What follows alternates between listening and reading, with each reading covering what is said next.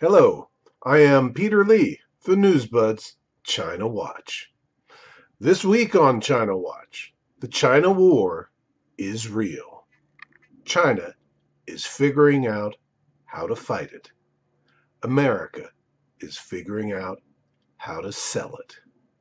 Our General Petraeus was at the Raisina Dialogue in India. That's the South Asian Woodstock for defense types and arms dealers. According to a tweet from an attendee, Petraeus told the assembly, "Petraeus, U.S. declaration of a new Cold War on China is defining issue. Means India and others have to choose sides." All right, General Petraeus, no more pussyfooting. As of this episode, I am dropping the term Team China Hawk in favor of Team China War. Remember the date, folks. And here's hoping the new war with China stays cold and dirty for a few more years and doesn't turn hot, hot, hot, maybe atomic hot, for a while.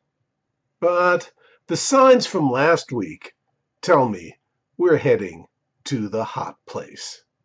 China made a big decision to escalate rather than just match U.S. moves in the global Huawei confrontation.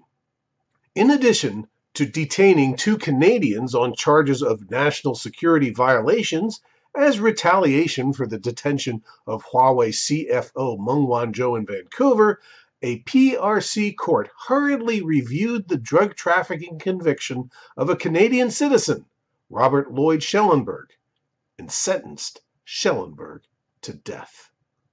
It's not just a matter of making Justin Trudeau sweat. It looks like the PRC has decided it has to push back across the board and show the world China is not a paper tiger. Pushing China into open confrontation has always been the dream of the China War Party. But will it turn into a nightmare? Meanwhile, the U.S. media, pundits, officialdom, and assets are working hard to sell a war that has more to do with perpetuating U.S. hegemony than it has to do with making the world a better, safer place.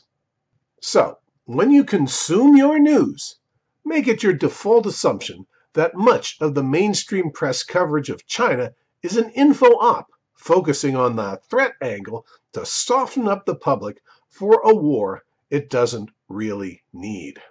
And now, with a healthy dose of "we must do something before it's too late" moral panic mongering.